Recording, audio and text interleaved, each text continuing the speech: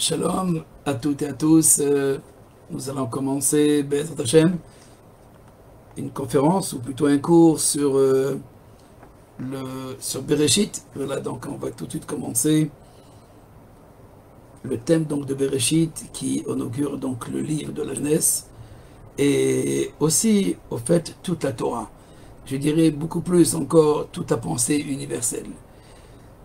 Nous allons voir tout de suite que dans le premier verset de la Torah, Bereshit bara Elohim et Hashamayim et Haaretz, donc à l'origine, donc ce Bereshit, donc au commencement, et donc Dieu créa le ciel et la terre. Avant donc de parler donc de ce principe premier de la création, qui est au fait Bereshit, et qu'on voudrait définir ensemble, que nous allons donc analyser, il faudrait savoir que un des premiers commentateurs donc, de la Torah, Rashi, pose la question en fait, est-ce que Bereshit veut parler réellement d'un commencement? Un commencement au niveau donc de l'ordre. Est-ce qu'on parle d'un ordre séquentiel? Donc est-ce que nous parlons donc d'une première étape dans la création? Et si c'est ainsi, alors pour quelle raison il est écrit Vayomer Elohim Or, le premier jour, Dieu dit que la lumière soit. Donc apparemment, c'est la lumière qui inaugure donc la création. Et pourtant, tout le monde traduit donc ce Bereshit par le commencement, et au commencement, Dieu créa le ciel et la terre, puisqu'en fait, les cieux et la terre elles-mêmes seront définis à partir donc du troisième jour, et le quatrième jour, etc. Donc, de quoi parlons-nous dans le premier verset? Ou qu'est-ce que la Torah veut nous révéler déjà avec ce premier verset? Donc, les sages posent la question, en fait, si on voulait dire au commencement, alors on aurait dit Barishona. Donc, Barishona, puisqu'au fait, Bereshit, on ne le connaît pas dans la Torah, on ne connaît pas donc ce terme. Il y a un verset dans Isaïe, Mereshit ve'adaharit, ou Magid Mereshit Acharit, Dieu qui connaît ou qui saisit et qui raconte la fin au début. Donc la fin déjà connue depuis le début.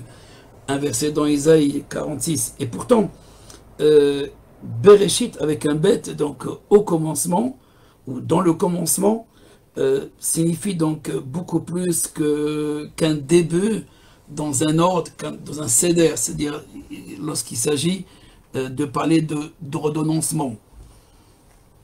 Le Nachmanide qui rappelle donc ce commentaire de Rashi écrit ainsi dans son commentaire: Ve'atashma pirush hamikra al pshuto nachon ubarur hakadosh baruch hu barak onivraim me'afisa muchletet ve'en etzenu belashon hakodesh behotzat hayesh me'ayin lashon bara.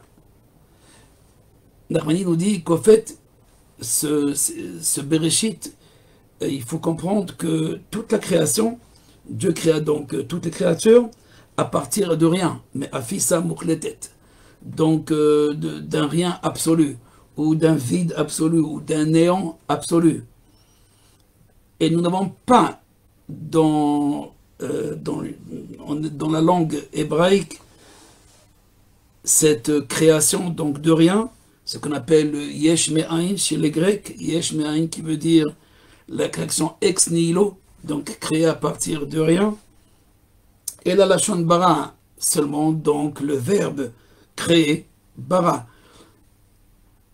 Ve'en kol hana'asa tachat hashemesh ulemala min ha'ain hove min ha'ain hatchala rishona aval hotzi min ha'efes hagamur hamuchlat yesod dak me'od. Mais il ne s'agit pas donc qu'il a extrait la création à partir de son essence, de sa nature, de l'insaisissable, donc un en tant qu'insaisissable, mais il extrait la matière, ou donc toute la création, à partir de quelque chose de très subtil qui est extrait lui-même de sa volonté, de sa parole. Mais il s'agit plutôt d'une force, d'un pouvoir qui peut extraire, qui peut donc créer. Mouchan le kabelatsura, une force qui est capable de recevoir la forme. la tête, mais d'accord, et la poêle, ensuite de passer donc du potentiel en acte. Veuah Homer Rishon, il s'agit donc de la matière première, ou le principe premier, mais il s'agit donc plutôt de la matière première. Anikra Levanim a Yuli, comme il est appelé donc chez les Grecs, le Yuli. Mais après cette création de cette matière subtile, qu'on peut appeler aujourd'hui le quark, ou encore beaucoup plus subtil que le quark, en tous les cas, avant l'atome, de là, donc, il a extrait donc toutes sortes de matières et surtout de formes. Et là, il nous dit, pourquoi donc Shamayim Vaaretz? Pour quelle raison donc nous parlons? Donc Dieu créa le ciel, ou les cieux, le ciel et la terre. Alors, Nachmani décrit, Vedaka Shamayim V'Rolasher Bahem. Lorsque nous parlons donc des cieux, il s'agit donc d'une matière. Ve'aretz, et toute la terre, ce qu'elle contient, c'est Chomer Aher. Il s'agit donc d'une autre matière. Ve'akadosh Baruch Hu bara elu shnehem me'ain. Il créa donc ces deux essences premières à partir du néant. Ushnehem levada nivraim. Et les deux seulement ont été créés. C'est dans le sens créé de ex nihilo. Et tout se réalise à partir d'elle, donc de ces deux matières ou ces deux essences. Donc résumons-nous, cette idée est importante de l'Armanide, elle correspond donc exactement à ce qui est rapporté par les commentateurs différents de Sefer Yetzira, donc du livre de la création, le livre de la formation.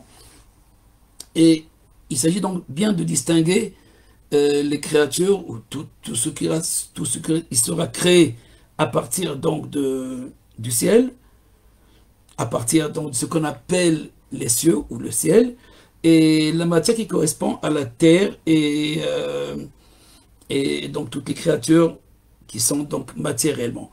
On peut parler donc d'une essence qui est très subtile, qui correspond donc à un genre de créatures qui sont célestes, et des créatures qui sont plutôt terrestres. Quand je parle de terrestres, c'est surtout des créatures qui peuvent jouir donc en même temps et d'une forme et d'une matière. Quant ce qu'on appelle créatures célestes, qu'est-ce que cela signifie? Est-ce que les planètes, ou au-delà donc des planètes, on va dire il s'agit donc des créatures plutôt, non pas les planètes, etc., qui correspondent aussi aux terrestres, quelque part, qui sont donc autour du système solaire, et beaucoup plus, on va dire, tout ce qui correspond chez nous à l'univers. Donc saisissable à partir donc de la vision donc de l'homme. Il y a donc aussi cet autre genre de créatures qui sont donc au niveau des âmes ou des anges. Mais ce sont aussi des créatures, aussi bien les âmes comme les anges, comme tous ceux qui correspondent donc à ces créatures donc qui ont une forme et une matière. Dans tous les cas, le premier verset, il ne s'agit pas des cieux que nous connaissons et la terre que nous connaissons. Et Rashi aussi rapporte donc ce commentaire, c'est la conclusion de Nachmanide aussi. Donc le premier verset ne parle pas donc des cieux que nous connaissons, puisqu'en fait plus tard la Torah, elle rappelle donc les cieux et la terre le troisième jour, comme nous allons le voir tout de suite, et le quatrième jour pour les luminaires, etc. Donc nous parlons bien donc d'un principe général, c'est-à-dire un verset qui englobe toute la création, Bereshit, au début ou à la Genèse, et donc ce début qui crée le ciel, et ce début ou ces débuts qui vont créer les cieux et la terre, donc deux genres de créatures. Je reprends, donc le premier verset ne parle pas de la création que nous connaissons, mais des principes qui vont être appelés par la Torah, Shamaim Va'aretz. Donc, le premier verset ne relate pas le ciel que nous connaissons et la terre que nous connaissons, ou les planètes, ou le système solaire, mais parle plutôt des essences ou des principes, on va dire, qui sont à l'origine donc des cieux et de la terre. Nous allons essayer de voir maintenant c'est quoi donc ce principe qui de lui émane, ce principe qui est le Bereshit, l'origine, et de lui émane donc on va dire une dualité qu'on appelle le ciel et la terre. Encore une fois, les cieux et la terre, il s'agit donc des essences, l'essence divine ou spirituelle, ou divine je dirais plutôt, et cette essence donc matérielle.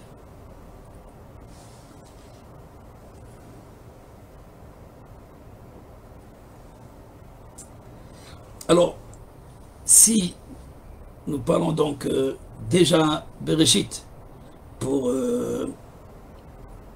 signifier cette origine, qu'est-ce qui s'est passé donc le premier jour?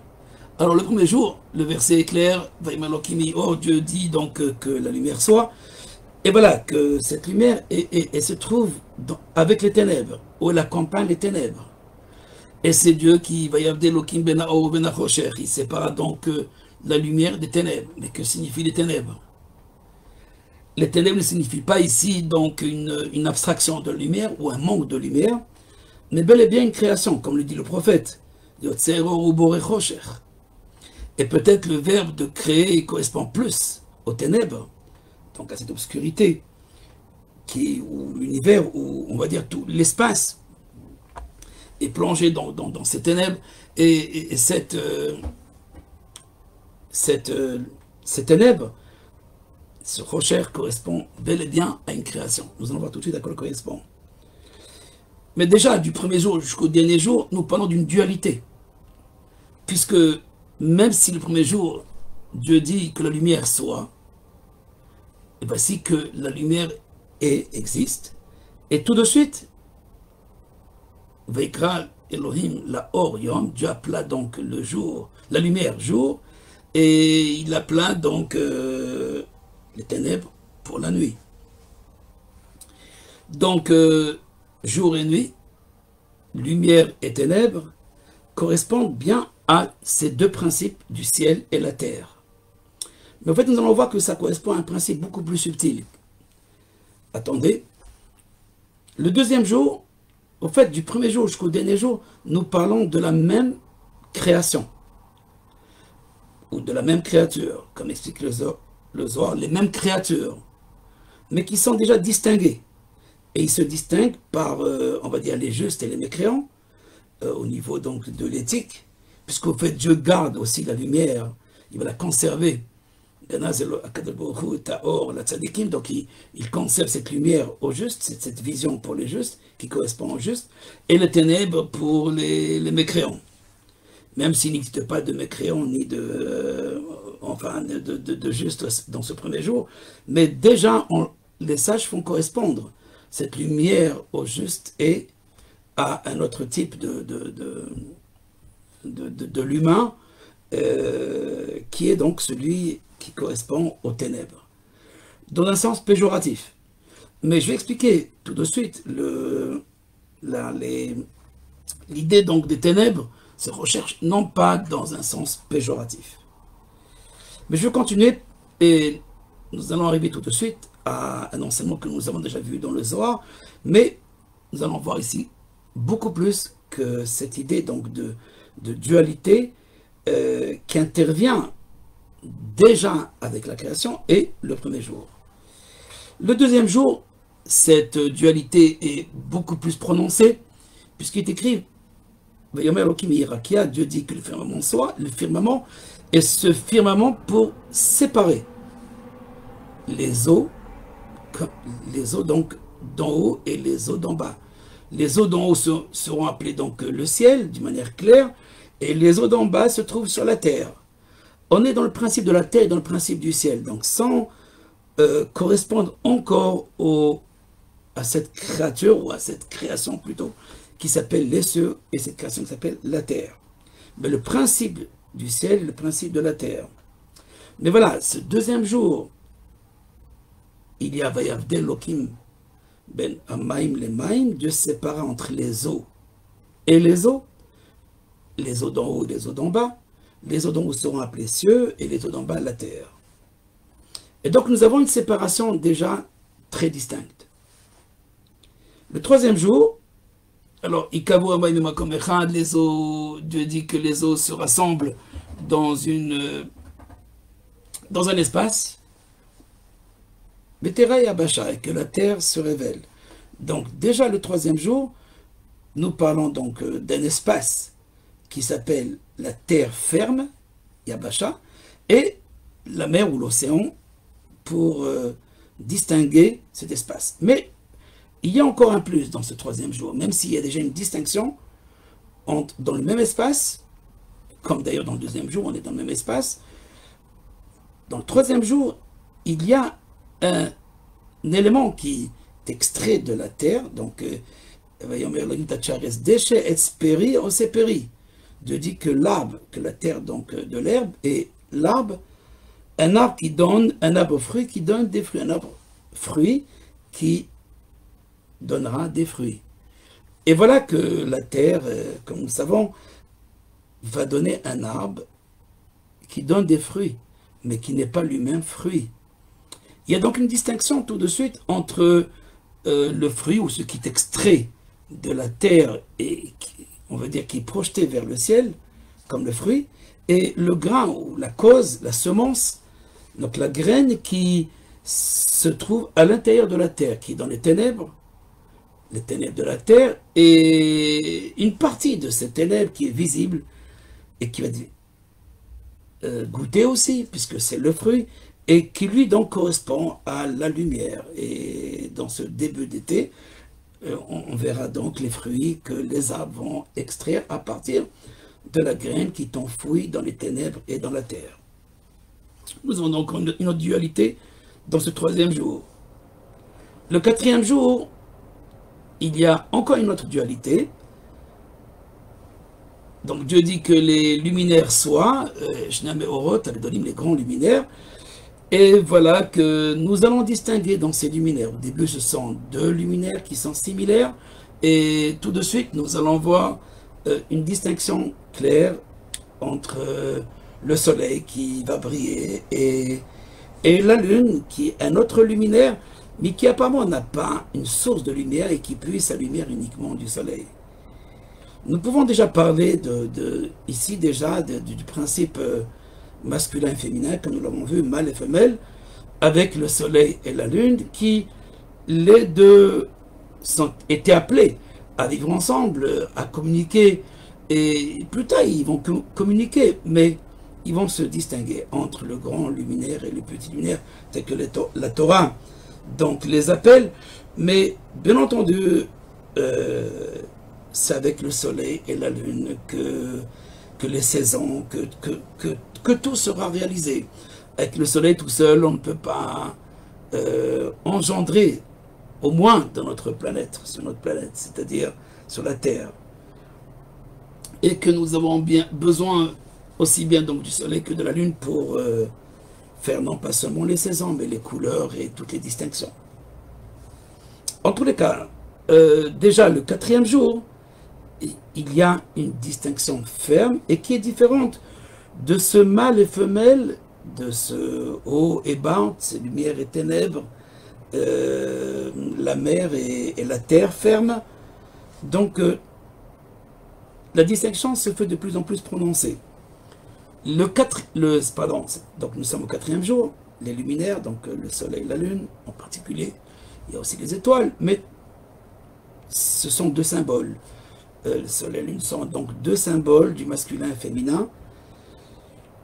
Nous avons déjà distingué entre ces différents couples, mais nous allons voir une autre vision du couple de la création qui se trouve déjà depuis le premier jour avec la lumière et les ténèbres.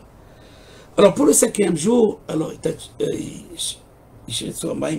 donc c'est les eaux qui vont fourmiller, donc fourmis la vermine, mais aussi, on peut parler déjà de ce monde aquatique et aussi du off, mais off, de quelque chose qui sort de l'eau et qui va rejoindre, ou plutôt qui s'approche, qui est projeté aussi vers le ciel.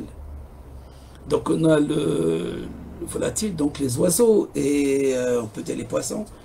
Et c'est le 5e jour qu'il y a donc cette raya, cette BMA, donc l'animal qui est la bête qui va être créée. Elle est sur terre, donc il y a une distinction entre ce qui se passe dans les eaux et une distinction entre ce qui se passe sur la terre. Donc sur la terre, il y aura donc ce monde animal, et à la fin du 6e jour, donc on peut dire le début du 5e jour, commence déjà le monde animal, et dans ce 6e jour va se distinguer une créature particulière qui s'appelle l'homme, et cet homme, donc Zachar ou Nekeva Baraotam, Adam, Dieu créa l'homme, mâle et femelle, il les créa. Donc dans cette créature qui s'appelle l'homme, ou plutôt Adam, donc dans ce Adam, il va se révéler le but apparemment de la création. En fait, ce n'est pas le but de la création, mais le but de la création, c'est l'union du mâle et de la femelle, de l'homme et de la femme. Mais le 6e jour, il va se passer quelque chose. Aussi bien cette créature qui englobe le mâle et la femelle, qui s'appelle donc Adam, la séparation donc de l'homme et de la femme, du mâle et de la femelle, et donc pour correspondre à ce monde qui est autour, qui est complètement un monde dualiste. Et voilà, Dieu demande à l'homme d'accomplir une action qui n'est pas très claire, mais qu'on va tout de suite appeler l'union. Donc, soit de garder cette union, cette unité plutôt, oui, cette union qui correspond à l'unité primordiale, soit d'approfondir le fossé qui sépare la lumière et les ténèbres, ou le mâle et la femelle. Alors tout de suite, pour ne pas confondre les ténèbres dont nous parlons, il ne s'agit pas encore une fois de l'abstraction de la lumière, mais de l'origine de toutes les créatures. Pourquoi donc l'origine de toutes les créatures? Le Ramchal écrit dans son livre d'Atvunot que toutes les créatures qui sont matérielles, donc une forme visible, sont donc des créatures qui ont été créées par la dissimulation, ce qu'on appelle chez les kabbalistes donc le tzimtzum, ou le retrait.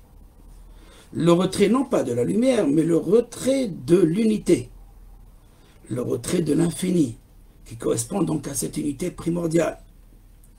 Et pour donc donner naissance à la créature. De quelle créature s'agit-il? Apparemment, une créature qui est double, qui est dualiste, qui correspond donc au ciel et la terre, qui correspond au premier jour à la lumière et les ténèbres. Lumière pour signifier un ordre divin, transparent, et un ordre qui est visible et qu'on appelle ténèbres. Pourquoi donc la Torah ou les maîtres, surtout les kabbalistes, les maîtres du Zohar, vont utiliser ténèbres, même le Ramchal utilise ce terme de recherche, ou apparemment c'est quelque chose de relatif. Pourquoi relatif? Par rapport à la lumière première, cette lumière, les ténèbres sont appelées, cette lumière, c'est la trace de toutes les créatures, mais c'est une réalité. Et si on n'a pas un mot pour signifier cette origine je dirais, de toute la matière, alors pour comprendre cela, alors on va prendre la terre, et la terre, dans les ténèbres de la terre, vont être constituées toutes les créatures, ou tout ce que la terre va extraire. La terre va extraire tout ce qu'elle possède grâce à la nuit, grâce à la lune, grâce à la femelle. Donc, ce principe féminin, c'est les ténèbres. Le Zohar appelle le féminin les ténèbres. Mais attention, encore une fois, il ne s'agit pas d'un terme péjoratif. Il s'agit de la matrice qui est cachée. Parce que même si tous les hommes de la terre, donc, ou même les anges, veulent comprendre, veulent saisir comment est extrait la matière du néant, ils ne comprendront pas. Personne ne peut saisir ce phénomène de l'ex nihilo. Mais voilà, tout est extrait des ténèbres. Les ténèbres sont à l'origine. C'est les ténèbres qui sont à l'origine du tout. Donc, la matière et toute forme est extraite de ce recherche primordial. Puisqu'en fait, la Torah parle, avant de parler de la lumière, donc la terre, donc ce principe féminin, était donc plongé dans le chaos, et donc les ténèbres, cette existence qui s'appelle donc la terre, ou fait la symbolique de la terre, correspond à ce qu'on appelle, nous, les ténèbres. Et donc c'est les ténèbres, comme la lune elle-même, qui vont fixer le cycle mensuel. Le soleil, oui, fixe les années, enfin le tour de cette terre autour donc du soleil. Mais c'est la lune qui, elle, comme le féminin, qui va révéler les couleurs, qui va révéler donc tous les saisons, donc cet hiver, cet automne, hiver et printemps, été. Mais beaucoup plus que cela. Donc toutes ces distinctions, c'est par la force donc de ce qui est caché et révélé. Qu'est-ce qui est caché, qu'est-ce qui est révélé? Si le soleil est uniforme, la lune, elle, va nous donner une présentation de plusieurs formes. On va aller plus loin dans cette dualité qui, au fait, qui procède de l'unité. Alors, nous avons dit que Bereshit correspond donc au principe premier, et tout de suite d'où émanent masculin et féminin, et qui sont représentés par le ciel et la terre, la lumière et les ténèbres, les eaux d'en haut et les eaux d'en bas, l'espace qu'on appelle la mer et l'espace qu'on va appeler la terre ferme. Les luminaires, ensuite quatrième jour, le soleil et la lune, donc le soleil et la lune, et cinquième jour, donc le monde volatile et aquatique, les oiseaux et on va dire, les poissons, et enfin, le sixième jour, il y a une forme d'unité avec seulement l'homme et non pas la bête, l'animal, qui lui, il y a donc mâle et femelle séparés depuis le début. Et par contre, dans la création donc, de l'homme, au moins dans le premier chapitre de la Torah, de la Bible, nous avons donc une présentation de l'homme mâle et femelle, sans distinction. On va dire que maintenant que Adam, il y a un premier chapitre où la Torah est claire,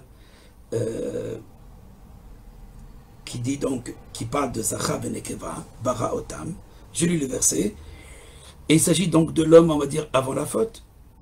Adam, donc, ce Adam avant la faute, avant cette terreur, mais très subtile, n'est pas confronté à ces dualités, puisqu'en fait, il a été créé Bara, donc il a été créé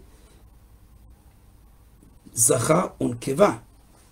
Zachar Unkeva, mâle et femelle, il les créa, donc il le créa, ou il les créa, mâle et femelle, Zachar Unkeva Bara Otam. Donc comme si l'homme devrait ignorer la dualité.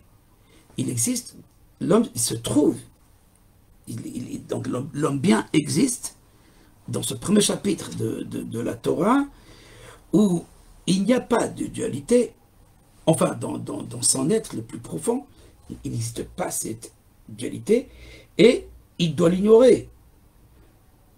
Elle existe autour de lui.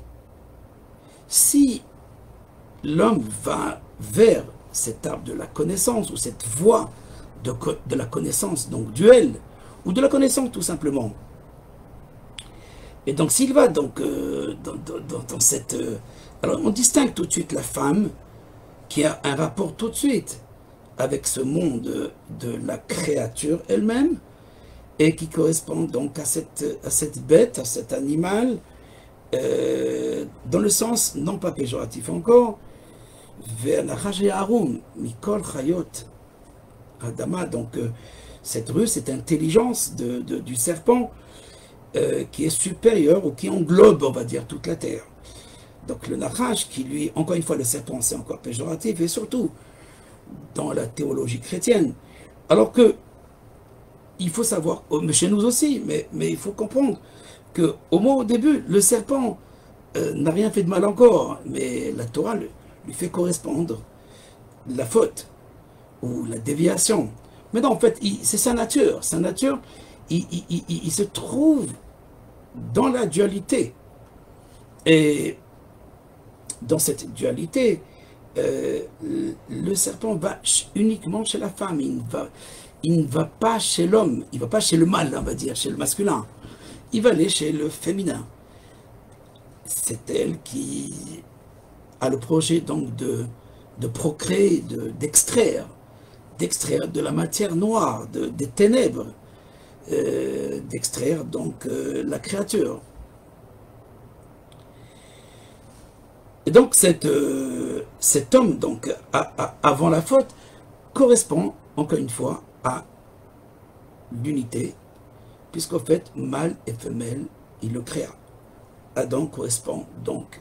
C'est au deuxième chapitre où on va donc parler de la séparation de masculin et féminin, mâle et femelle, de l'homme et la femme. Et on a donc deux hommes. On a, on va dire, l'homme au premier chapitre, ou l'homme qui fait partie du premier chapitre, qui est donc de toute la création. Et donc il y a une action que l'Éternel va accomplir, mais pour permettre à l'homme, non pas, Dieu ne fait pas une action pour séparer masculin et féminin, pour larguer l'homme dans le monde animal, non, il va donc donner à l'homme cette fonction d'unir les deux principes, mâle et femelle. Mais il lui montre, voici donc ton état premier, originel, tel que je t'ai créé, c'est le Etz HaChaim, c'est la vie telle qui correspond à ma volonté suprême, et donc c'est l'arbre de vie où il y a l'union de ces deux principes, lumière et ténèbres, où il n'y a pas donc de... Et il y a une autre voie qui est la connaissance, comme si la dualité était inhérente à la connaissance. La dualité est inhérente à la connaissance. C'est-à-dire, au fait, pour parler de connaissance, il faut parler de voilement. Et ce voilement, en fait, c'est le, comme on va le voir plus tard, avec les habits que Dieu va confectionner à l'homme. Il va donc leur confectionner un voile, un habit pour cacher leur nudité. Donc surtout ces principes géniteurs. Il y a donc dans ce programme divin quelque chose d'exceptionnel où Dieu crée l'homme selon un idéal donc du monde à venir. Et c'est déjà le premier jour. Il n'est pas à venir puisqu'il est là. Et ensuite il endort. Et Dieu fait donc plonge l'homme dans un sommeil et il lui sépare le féminin. Et là, donc, l'homme correspond donc à une dualité de mâle et femelle. Et là, il est nécessairement, s'il n'y a pas de tikkun, c'est-à-dire d'union de la lumière et des ténèbres, de l'infini et de la création, de la créature et de l'infini, de l'homme et de la femme. Et donc, s'il n'y a pas cette union, alors il y a faute. Faute veut dire séparation. rentrer dans la connaissance, c'est rentrer dans la dualité, nécessairement. Cette voie donc primordiale, qui est cette voie donc de Ezraïm, de l'arbre de vie, il s'agit donc de la vie, non pas biologique, mais de l'origine de la vie, de la source de la vie, qui ne connaît pas la séparation, qui ne connaît pas la dualité. En effet, au premier chapitre, alors on va revenir au premier chapitre de la Bible, de la Torah, il est question donc de Vaïvra Elohim et Adam Betsalmo. Dieu créa l'homme à son image. Créa, Vaïvra. Vaïvra Elohim, Dieu créa. Et donc ce verbe créer, c'est, nous sommes dans ce texte nihilo. À son image, donc cette image ou ce principe qui est mâle et femelle, où chez lui, il n'y a pas donc de séparation de avant et après, donc de l'éternité et de la temporalité. Et il crée l'homme mâle et femelle. Il les créa, Zachar unkeva, Bera'am. Il les créa, ou il le créa, c'est un pluriel qui est singulier, puisqu'en fait, ils sont un.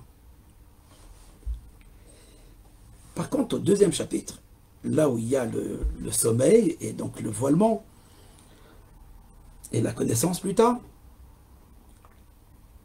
il écrit Vayitzer Adonai Elohim et Adam, Afa min Adama. Et là, c'est plus il créa, mais Dieu façonna. Il va le façonner. Il va le former. Vayitzer, c'est une formation. C'est comme un moule.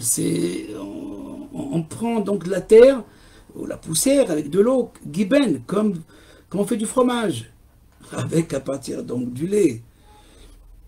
Vayitzer. Mais les sages sont allés plus loin dans cette idée de Vayitzer. Vayitzer, former, ça veut dire c'est deux Yetzer. Il y a deux penchants.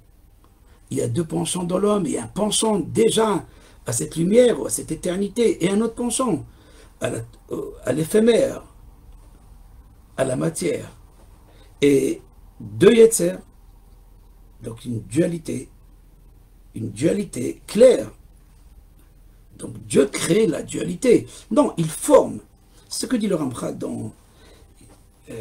d'ailleurs dans Davunot, cette idée donc la différence de Vayitzer, dans Tsuyotzer, cette formation de l'homme correspond donc à deux principes distincts.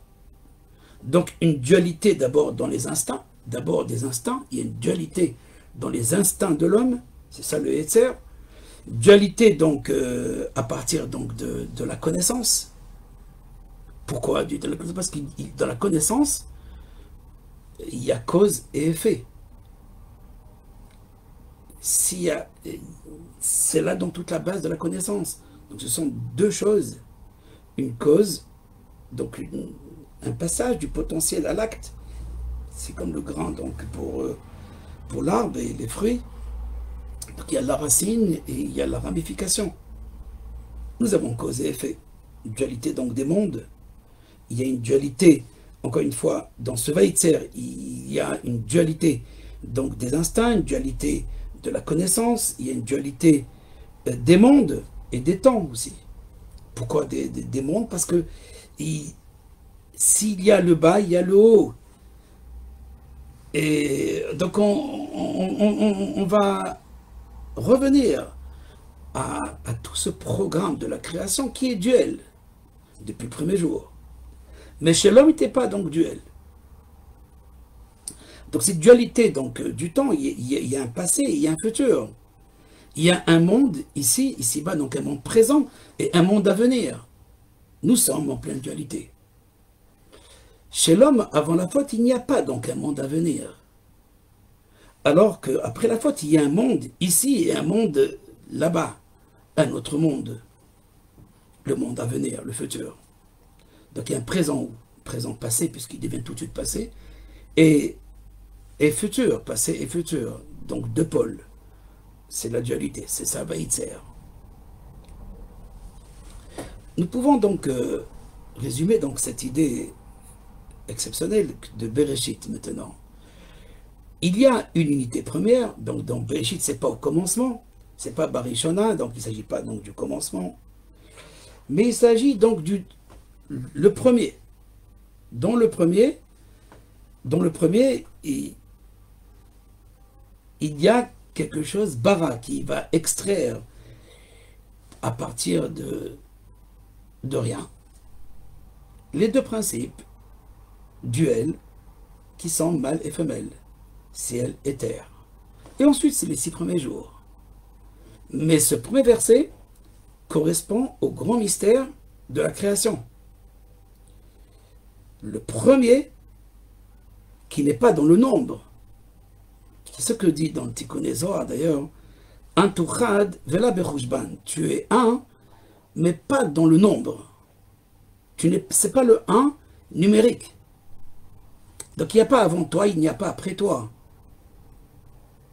Donc quand on dit ici comme Atah Rishon, donc ce Rishon, c'est le Réchit. Ce Réchit, donc ce premier qui n'est pas donc dans le nombre, est à l'origine, par sa volonté seulement, ça affecte que sa volonté, et pas son essence, qui reste unique. Mais sa volonté, elle veut le haut et le bas, le ciel et la terre. Le principe mâle et femelle. Mais voilà, il invite à l'homme, on peut dire que le sens du premier commandement étant d'unir les pôles de la création, elle-même qui correspond à cette dualité. Il y a une créature qui s'appelle Adam, donc l'homme, qui est capable d'appréhender l'infini, qui est capable de vivre l'infini, ce avant la création. Même si cela correspond donc à la fin des temps ou à la fin de ce monde-ci. Mais tout cela, ce sont que des paroles, pas insignifiantes, non, mais de l'ordre de la connaissance. Mais si nous allons au-delà de cette connaissance, duel qui est au fait la connaissance du genre humain, et Dieu invité, ou plutôt à créer l'homme selon une structure où il doit ignorer cette dualité. Il est vrai qu'après le deuxième chapitre, après avoir séparé de manière momentanée l'homme et la femme, c'est pas le but, mais il sépara pour pouvoir agir et gagner l'unité par l'union. Gagner l'unité primordiale par l'union de ce mâle et femelle. Donc en fait, le sens du premier commandement étant d'unir les pôles qui sont gravés dans le mâle d'une part et la femelle d'autre part. Donc retrouver cette unité primordiale, ce Bereshit, c'est là le sens de Bereshit. Retrouver cette unité primordiale par l'union du mâle et femelle. Voilà donc cette idée profonde du premier verset. Si toute la création dans son ensemble correspond à une dualité depuis le début, l'origine de la création n'est pas duel. Elle est exceptionnelle, elle est suprême, elle est transcendante, elle est un. Même si cette unité correspond uniquement le premier, l'être premier, Akadosh Baruch Hu, il invite l'homme à atteindre cette image, cet aspect. Betsalmenu, en le créant au début, Betsalmenu Kidmotenu, il le créa donc avec l'image et la ressemblance. La ressemblance, c'est la forme, la ressemblance, c'est la connaissance. La connaissance, c'est le principe féminin qui correspond donc à ces ténèbres que, encore une fois, dans la théologie chrétienne, on a identifié avec le noir et avec Lilith, etc., toute cette théologie qui a bien entendu des origines dans la Kabbalah, mais qui a été déformé dans les différentes générations. En tous les cas, il s'agit bien donc du principe même de la créature. Les ténèbres, c'est le principe même de la créature, c'est l'extrait. En fait, il extrait donc de ce néant, et qui pour nous, comme les ténèbres, d'une manière symbolique, qui correspondent donc à ce néant, à ce vide, à ce rien. Ce rien qui est au fait le principe même géniteur. Et c'est là donc ce principe de cause et effet qui va se dévoiler par le serpent et surtout par le voilement, par l'habit. Par l'habit qui ne correspond plus maintenant au corps lui-même, mais qui va couvrir le corps, comme la connaissance qui couvre la réalité, la vraie réalité, mais qui présente quelque chose qui ressemble.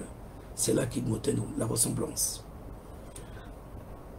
De toute façon, l'humanité, tôt ou tard, elle doit rejoindre cette unité primordiale, c'est-à-dire cette véritable connaissance qui n'est pas une connaissance du bien et du mal, Etzadat Tovara, des ténèbres et de la lumière. Cette connaissance elle correspond à l'acte, ou plutôt à ce qui est engendré par, ou ce qui reflète, ce que reflète l'acte créateur. Au-delà donc de la création, il y a une création qui n'est pas une création. Et c'est ça donc le Bereshit. C'est ce premier. Ce premier, c'est cette volonté qui unit en même temps l'infini et la créature. Et c'est pour ça qu'on appelle donc ce Bereshit Bechorma. Non pas la connaissance, mais la sagesse. C'est-à-dire, c'est cette sagesse première qui unit encore. Et c'est pour ça que dit le Zohar, Et Hashamaim Bereshit Bar Elokim, Et Hasham et Haaretz. Donc, dans le début créa donc ce ciel, cette terre, Et Hashamaim, et le ciel et la terre, Et Aleph Hashamaim, He Aleph He, Ve Et Vav, Aleph He Vav, Haaretz He, Aleph He Vav correspond donc au principe du Esod, du Tzadik, du juste, et plutôt, oui, du sage, et celui qui sait unir. Et c'est là donc le premier commandement. Il faut unir donc ces deux pôles. Voilà, je vous souhaite donc une belle soirée, et nous espérons donc on va se rencontrer encore.